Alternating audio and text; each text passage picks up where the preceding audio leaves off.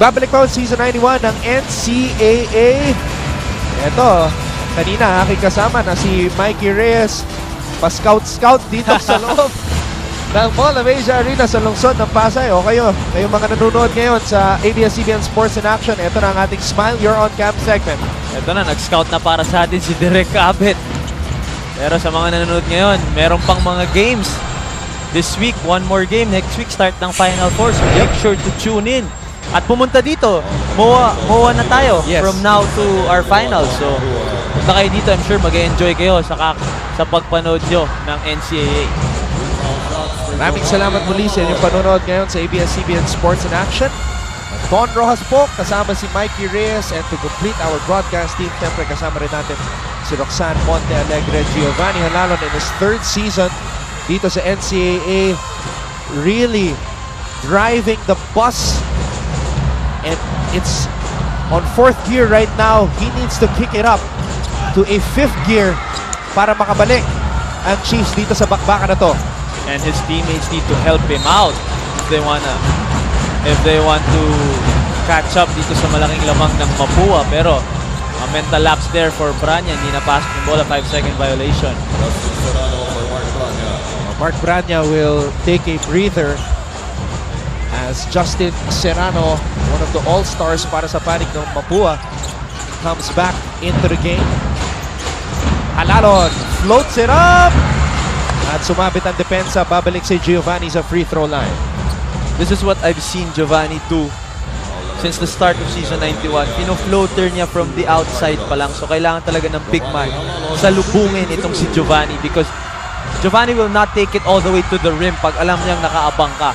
So for all the bigs na pag nakakalaban niyo si Giovanni, kailangan niyo talagang salubungin, papasok pa lang itong si Giovanni Halalon, because he will really kill you with that floater.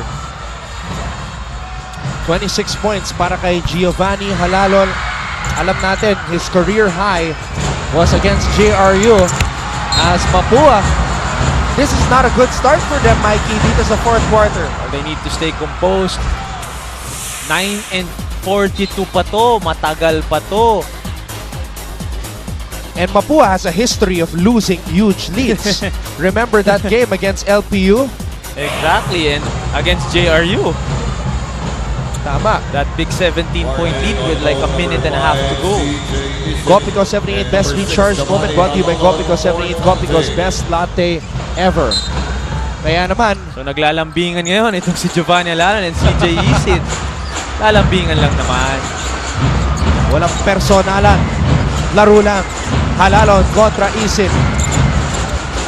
Halalon using the screen by Tano. Pinasa kay Mecca. Back to Tano.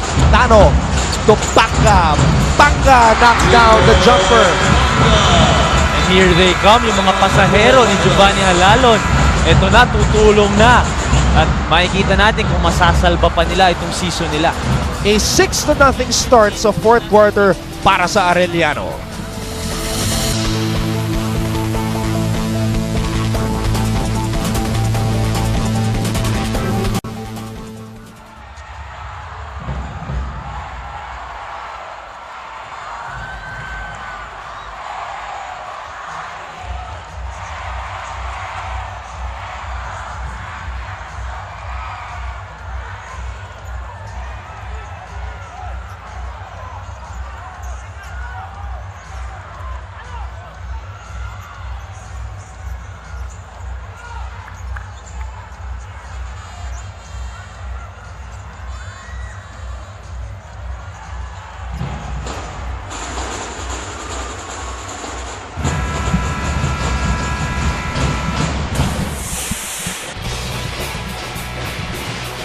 Fast play of the game brought to you by PLDT Home DSL, the #1 home broadband. At sinabihan tayo ng ating chief statistician na si Pong Ducanes that Arellano is now on a 12-0 run, and 10 of those points nanggaling kay Giovanni Halalon, Mikey.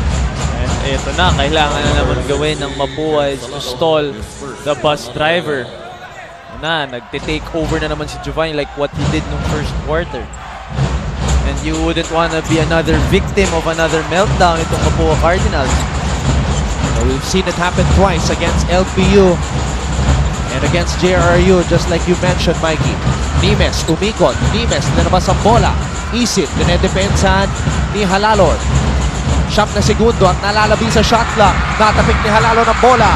The bus driver, umarangkada. The bus driver, umupo sa ere. And he lays it up and in. It's a 14-0 blast.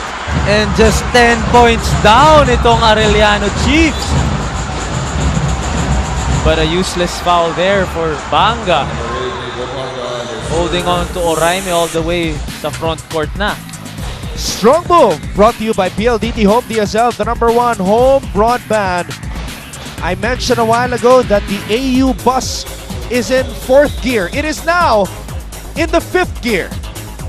Copico 78 best recharge moment brought to you by Copico 78, Copico's best latte ever. But I would not want to see a bus along EDSA driving using the 5th gear though. Itong Mapua naka-neutral parang nawala yung aggressiveness, parang ang passive nila sa dating start ng 4th quarter. At ito na, they will need their experience. Siyempre, like you said, 2 times na nangyayari sa kanila to, yung nagme-meltdown sila to lose a big lead in the end. Pero as yung mga experience katulad ni Cap, Alvin Patrimonio, kailangan nila ng composure ngayon. Dating NCAA MVP, one of the most popular former players sa NCAA, membro ng Mapua Cardinals, the captain Alvin Patrimonio looking on as his alma mater is holding on to a 10-point lead.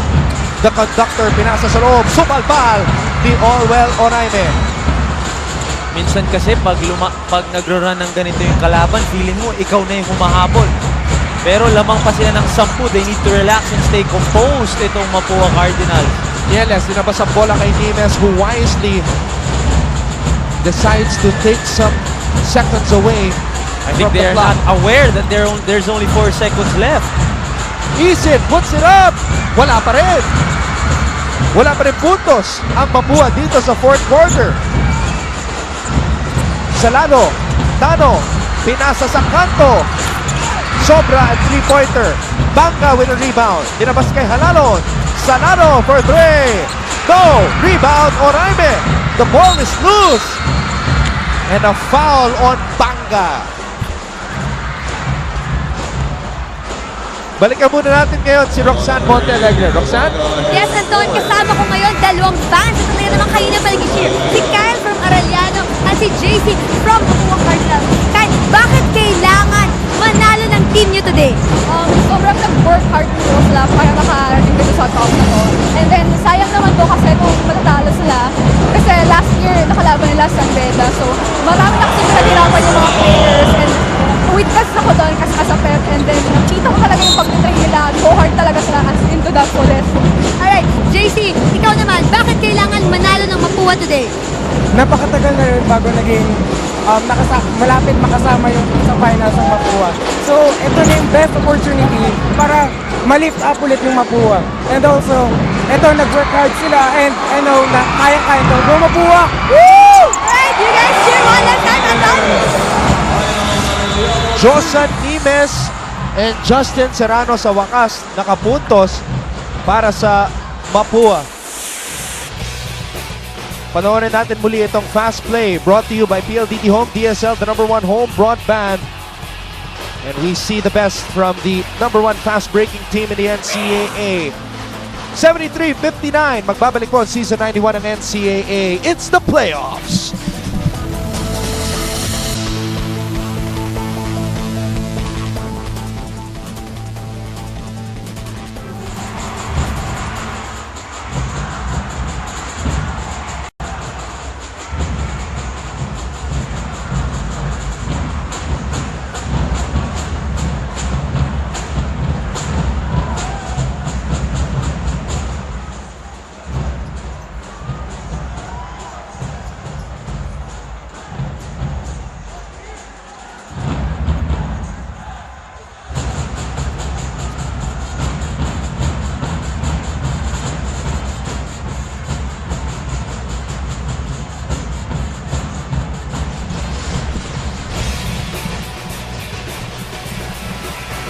Ito ang unang field goal at puntos ng Mapua sa 4th quarter.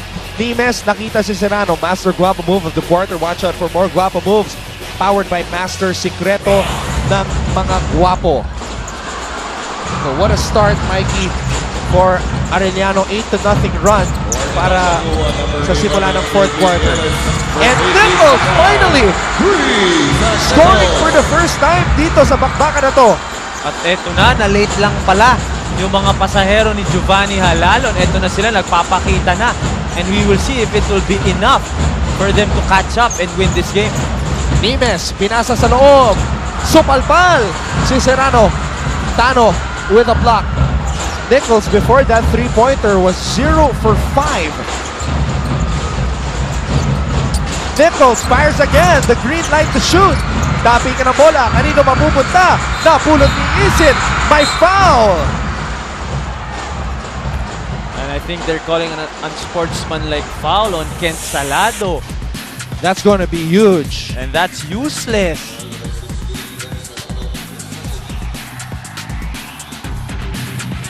Oh, right there.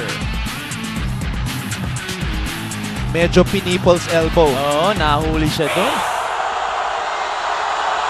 Kent Salado. Might as well pumiples eyebrow na rin siya sa camera na. Nahuli siya doon ng referee. Good job by the referees.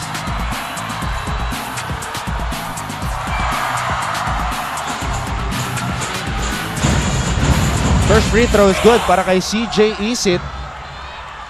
And 2 free points for the team that is actually still up by 12 right now with 6 minutes to go.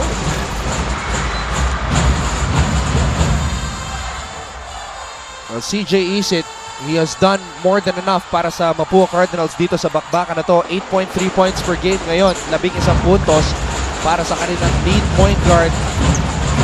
Mapua still holding on to a 12-point lead. Oraime hands it off to Nimes. They've been running this play, but from a different side naman dito sa fourth quarter. JP Nieles for 3, in and out. Agawan para sa loose ball. Napulot ang Arellano, but Tano throws the ball away. Arellano shooting themselves on the foot. An unsportsmanlike foul by Kent Salada and then a turnover there by Tano. So malaking bagay yung mga missed opportunities for Arellano.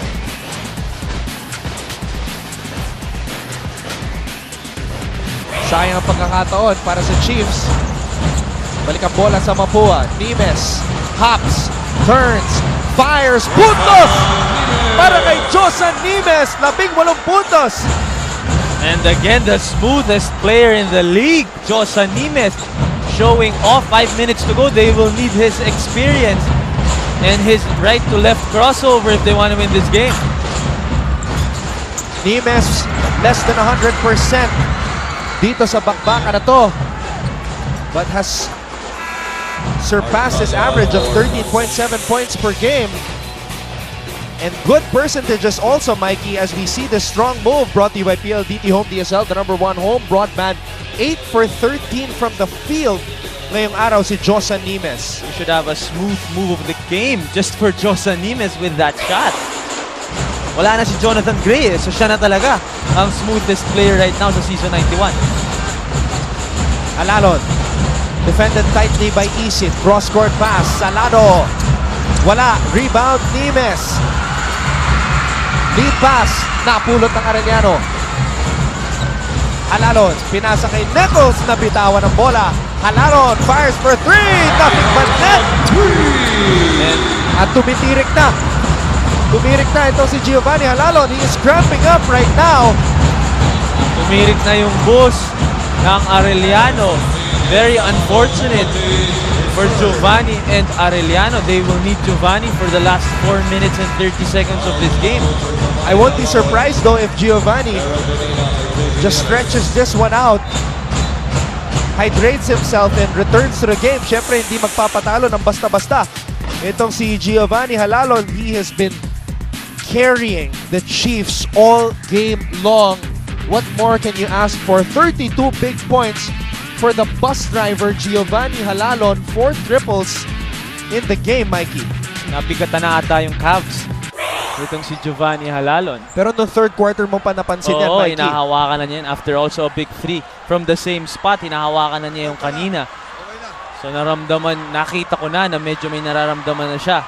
And it was like we were just waiting for it to give up on him. Pero like you were saying, we know Giovanni will come back to this game. Hindi siya papayag na ganun-ganun lang. Natanggal kami kasi nag-cramps ako. I don't think Giovanni will let that happen. Now the big question is, Mikey, here in this very crucial point of the game, sino ang hahawak sa matibela ng bus ngayon na wala ang bus driver? Well, malalaman natin kung sino because you really haven't seen the number 2 guy blossom dito sa game natin. Hindi pa natin nakikita sino ba talaga yung second option nila at least for this game. So makikita natin who will take charge. Holtz is there.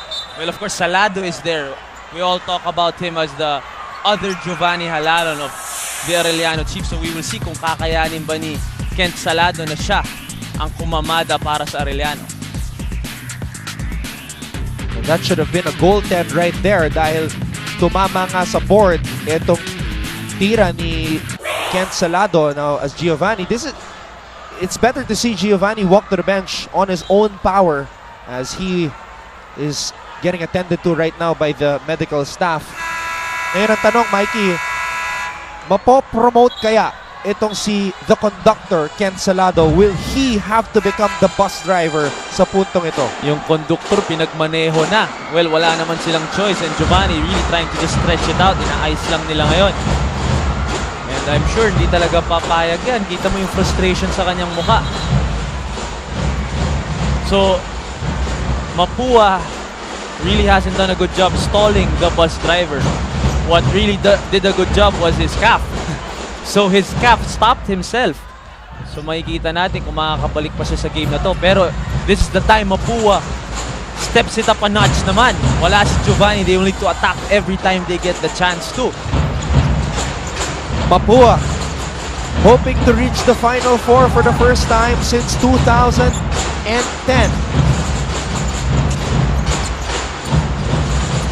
Salado. Pinasa kay Holtz. Back to Salado for 3. Bitin. Rebound, Oraime.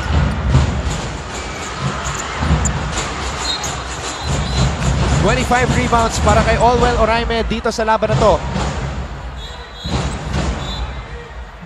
Josan Nimes, will he finally feel what it's like to be in the Final Four? He will take a breather as Nieles comes back into the game. Nimes has been playing with an injured left hamstring. So the Bulilits unite here sa ating last 4 minutes. Isit Manina and Nieles all in the same floor. Wala pa sa penalty ang Mapua. Arellano is already in the penalty. That's the 3rd team foul ng Mapua dito sa quarter na ito. Salado. Dinedepensa ni Branya.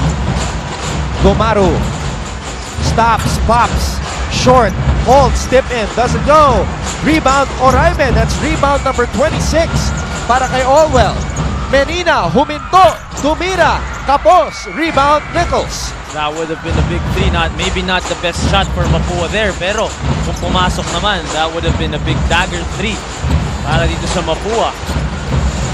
Nichols shoots for 3. Wala pa rin. At ito na, Giovanni Halalon walking to the scorer's table. He needs to get back on the floor if they still want to catch up dito sa Mapua. Isit, dinedepensa ni Nichols. Behind the back dribble between his legs. Isit, umatake. Isit, playing the game of his life. And talagang CJ Isit taking control of that court guard position para dito sa Mapua. Tano responds with a jumper. Up and down action ang nakikita natin dito sa ating 4th quarter. 12-point lead pa rin yan para sa Mapua. Branya, umatake. Olwell Oraime could not put it down. Another rebound para kay Olwell. And Olwell Oraime continues to terrorize the paint. Like what Coach Jerry was saying before this game. Ano magagawa natin? What a game for Olwell Oraime. He may not be dominating the game offensively, pero he has really been crashing the boards. Napaganda pa, namintis na niya, nakakuha pa niya, and now, a chance for a 3-point play para dito kay Olwell. 26 rebounds. What a game. Another double-double para kay Olwell Oraime. This is his 17th double-double of the season. Dalawang games lang siya hindi nakaka-double-double, ha? Halalon floats it up and in. 34 points now for the bus driver Giovanni Halalon. 2 minutes left. Kakayanin pa ba ng Arellano makahabol dito? It will all depend sa calf ni Giovanni Halalon. Makaka-boundary ba ang bus ng Arellano University? Kapit mga kababayan. Yan po ang ating malalaman maya-maya lamang. Patuloy na lumalaban si Giovanni Halalon despite suffering from cramps earlier. Nimes has the basketball right now as we have entered the final 2 minutes ng ating laro. Nimes umatras, pinasa kay Branya. Oh, that's a foul by Rani Marctano. Well, luckily, hindi tinawagan ng sportsman-like foul doon. Si Tano, medyo sa mukha niya naabutan itong si Branya.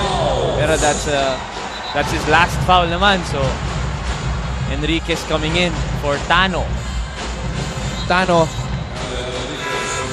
one of the 2 graduating players sa panig ng Arellano. He steps out of this game, fouling out with 4 points and 5 rebounds.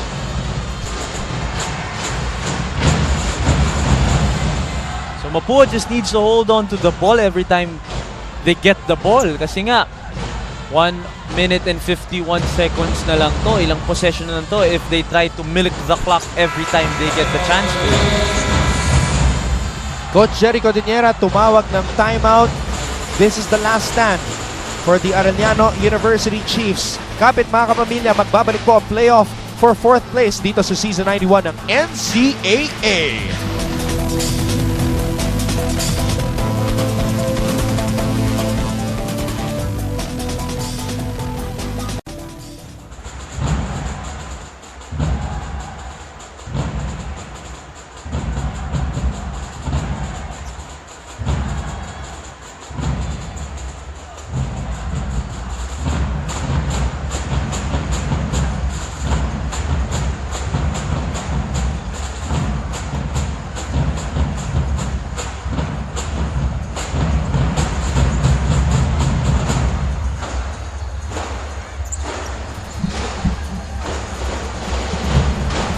Nagbabalik po ang Season 91 ng NCAA. 1 minuto at 51 segundo na lang ang nalalabi dito sa ating bakbakan. What a game for Mapua. 5 players scored in double digits, led of course by their captain, Josan Nimes, na merong 18 puntos. Mahirap tumalo ng team na lahat gumagawa at lahat mainit. Maganda gising talaga ng Mapua sa araw na to. Pero we will see if they can preserve this win. At isa lamang ang double digits para sa Arellano University. Giovanni Halalon really putting the team on his back. 34 points for Giovanni. Pero one man cannot lead the team to a victory. Kailangan din talaga tumulong ng kanyang mga pasahero like what we were saying during the pregame. Hindi masyadong maganda ang diskarte ng mga pasahero ni Giovanni Halalon dito sa bakbakan na to. Definitely not a check on Mikey's on point. I would rather have Giovanni score maybe 15 points but dish out his usual double-digit assists. Hindi pwedeng like yung nakita na 34 points nga siya. Pero yung assists naman niya nag-suffer. 3 assists only and his average is what, 9.6, 9.8? And we were used to seeing him assist like 15 times in a game. So talagang malaking difference yun. Salado, pinasa kay Giovanni. And that's a foul on JP Nieles. So isa na lang, nasa penalty na ang kubunan ng Mapua. 20 assists para sa Mapua, 13 lamang para sa Arellano. Arellano is the #1 team pagdating sa assists. But frustration just getting into their heads right now.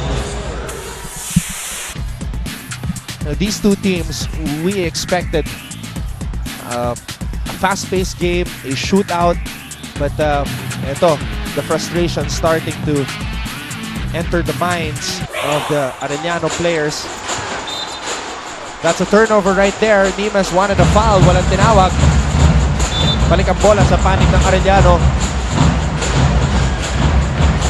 Two legends from different generations, coaching from the sidelines, trying to lead their team to the next phase ng ating tournament. Atoy Ko and Jericho Deniera.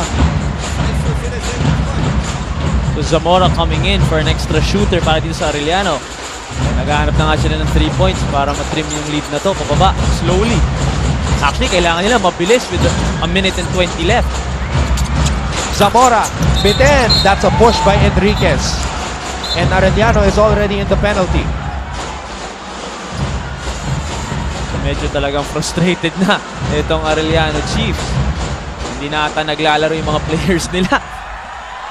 Look at Josa Nimes, the captain, making sure Allwell stays cool. Yeah, because hindi sila pwede mapikon. They're leading by a lot. So hindi na naglalaro yung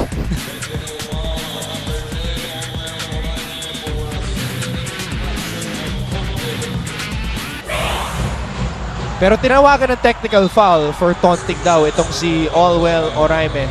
So Allwell reached 30 rebounds, Anton. Wow! Third time this season. Second time against Arellano. His career high pagdating sa rebounding is 31. Very possible. Yeah, with a minute and 15 very left. possible that he could exceed that output.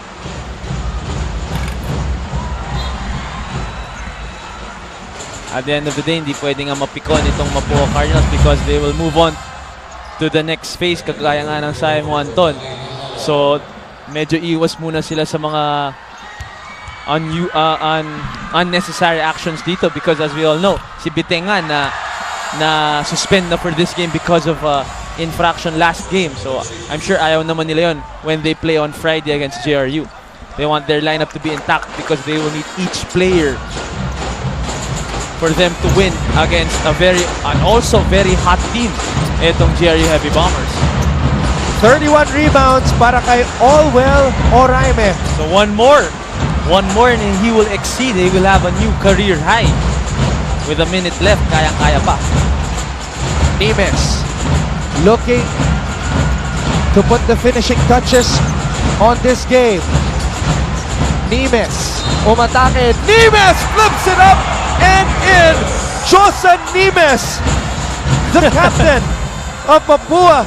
Again, a smooth drive there for Josa Nimes. And it looks like he's going to reach the Final Four with the Cardinals. And there's Alan Mangahas. Wow, I love that moment right there. The last time Mapua made it to the Final Four, the team was led by the Snake, Alan Mangahas. Parehong dating Rookie of the Year ng NCAA, connecting on that exchange. So from the Snake to Mr. Smooth, etong si Josa Nimes. Nichols for 3. That's only his second triple of the game. Zach Nichols. At a little bit too late yung 3 points doon ni Zach Nichols. So 2 of our 3 Gilas Cadet players magbabakasyon na. Of course, Scotty Thompson last week, natalo na ang Perps, tinalo ng Letran Knights. So nagbabakasyon na ngayon si Scotty Thompson. Actually, hindi siya nagbabakasyon. He's actually preparing for the next level. Etong si Giovanni, I'm sure babalik at babalik to next year. Hindi ko ma-imagine kung anong gagawin ni Giovanni Halalo next year.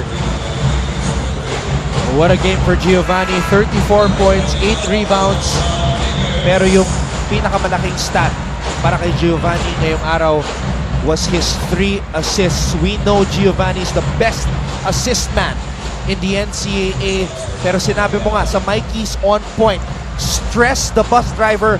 That is exactly what Mapua did today. Giovanni is not a legit scorer. He will distribute the ball. He will read the defense. He will try to create for his teammates first before for himself. Kaya nga, I would rather have him have maybe 10 points, 15 points lang, pero yung assists niya nandun. Tayuan na ang mga fans ng Mapua dito sa loob ng Mall of Asia Arena as the scoring party continues. JP Nieles flipping it up and in. Giovanni Halalon, that's a career high now for Giovanni Halalon. 37 points for the bus driver before the season ends, Mikey. Halalon still put on a show. It's always a Halalon show every time he's on the basketball court. Pero the Pulilits of Mapua plus Nimes, Oraime, Branya, Serrano, Aguirre, lahat sila nagtulungan talaga for this win. And they will be looking forward. Hindi makakapagpahinga yan. Hindi pwede mag-enjoy ng ganong katagal yan. Because on Friday, I'm sure, JRU is watching right now. If not, baka nagpa-practice na ngayon yun, knowing na Mapua na ang makakatapat nila on Friday. And we will see another epic matchup between Mapua and the JRU Heavy Bombers. The Cardinals 4 seconds away from returning to the Final Four of the NCAA. Ang pagbabalik ng pamanaan ni Coach Atoy Ko sa susunod na yugto ng tournament. For the first time since 2010, the Fortune Cookie and the Mapua Cardinals have reached the Final Four of the NCAA. And what a finish para sa ating kagulo sa NCAA. We finally have our Final Four teams. And lahat sila mag-prepare na yan for next week's festivities. Talagang maglalaban-laban yung mga yan. Josan Nimes, 21 big points para sa Mapua. Olwell Oraime, 31 points, or rather 31 rebounds, 6 assists, and 13 points. What a game para sa kupunan ng Mapua. Game of runs, and they have returned to the Final Four. Ngayon naman, puntahan natin si Roxanne Montealegre kasama ang kapitan ng Mapua na si Josan Nimes. Roxanne? Yes, Anton. Josan, the last 4 appearances of the Mapua Cardinals were back in 2008 with Kevin De La Peña, 2010 with Alan Mangas kanina, kaka-interview ko. Ngayon naman, it's your time. Anong pakiramdam na first time mo ma-experience itong pagsabak kayo sa Final Four? I'm just thankful for the Mapua. Firstly, I want to say thank you to the Mapua community for coming out here and supporting us. It really helped, but words can't describe how excited I am for the Final Four. I've been here since 2011. I've never once played here, so we're here and we're gonna make the most of it. Yes. Ano naman ang game plan nyo for JRU? We're not thinking about it right now. We're just we want to enjoy this win, enjoy it today, and then we'll get back to work tomorrow. How about for Letran Beda? Who do you prefer to play with? I can't pick either one. Both are really good teams. So if I pick one, you know, I might jinx myself. But they're both really good teams. Josan. Yeah. Josan, it's Mikey Reyes. I was talking to you before this game, and you Yeah. told me this wouldn't be your last game. And Everyone before this game was saying, "How does it feel? This might be your last game." And you know, I never thought like this could be my last game. I'm always telling my teammates and my coaches, we're still playing on Friday. We're still going to play on Friday. Yes, man, you really walked the talk. You walked the talk, and I just want to ask you, it's been an up and down season for you personally and also for the Mapua Cardinals. There was one point na you were out of the Final Four race and you were injured. So how does it feel that you finally got over that hump and now you have a chance to even go up as high as 3rd place on Friday? I'm just very thankful and I'm very excited. The coaches stuck with me even though I was hurt, and I'm getting healthy at the right time, so I'm feeling good about myself, and our teammates feel good as well. Man, I just want to wish you good luck, and your team is peaking at the right time. And congratulations again on the win. Thank you. There you have it, Josan Nimes. Ako rin na-excite na ako kasi kanina pa ako na-excite sa kanya. Mikey, Don? Bakit ka na-excite, Rox? Ay, sobrang excited ako. Kasi, Sa Mapua o sa kanya? Huwag niyo ako ipaka-hurt dito. Well, baka meron ka rin gustong batiin at pasalamatan? I just want to say thank you to the Mapua community for coming today, but not just today, but throughout the season. We're very thankful and we really appreciate your support. Congratulations, Josan. Congratulations. 21 big points for the captain of Mapua, entering the Final Four for the first time as a member of one of the most storied teams dito sa NCAA, ang Mapua Cardinals. But hats off also to Giovanni Halalon. Even though natalo ang Arellano, eliminated sila ngayon, he went down fighting, put on a show, career-high 37 points for the bus driver. Well, like I said, it's always a show when Giovanni is playing. This is the last game for season 91. He has 2 more seasons ahead of him. We're excited of what he can do. He's shown us his full potential. Pero the more important thing is, meron na tayong Final Four, Anton. Oh yeah, finally! Finally! And we will see another matchup mamaya. Malaking bagay yun. Nakita mo naman, Coach Ed Cordero and Coach Atoy ko talaga nagtulungan yan. Dito nga sa season ng Mapua Cardinals. Pero mamaya makikita natin yung laban ng Letran and San Beda, fight for first place. And then on Friday, fight for third place naman. That should be a good one. Magpapatuloy ang nagbabagang aksyon sa NCAA dito lang sa ABS-CBN Sports in Action. Kaya wag po kayong aalis. Susunod na for the 3rd time ngayong season, San Beda kontra Letran. Your thoughts on that matchup, Mikey? Man, it's gonna be another classic like what we always expect. Pero talagang I really wanna congratulate muna itong si Jos Animes. Pero yung mamaya nga, it's gonna be another big matchup. Andre Felix, Hammer Martin Antonio is on the call with Siege Tantenko. It's gonna be another classic. We're gonna stay for this game and watch this game again. And again, Mapua back in the Final Four of the NCAA for the first time since 2010. Congratulations to the fortune cookie Atoy Ko, Olwell Oraime, and Josan Nimes. Sa ngalan ni Direk Abet Ramos, Roxanne Monte Alegre, Mikey Reyes, at ng lahat ng mga bumubuo ng ABS-CBN Sports, ako po ang inyong lingkod, Anton Rojas, nagsasabing huwag po kayong alis dahil susunod na ang bakbakan sa pagitan ng San Beda at Letran dito lang sa NCAA Season 91. Ilabas ang galing!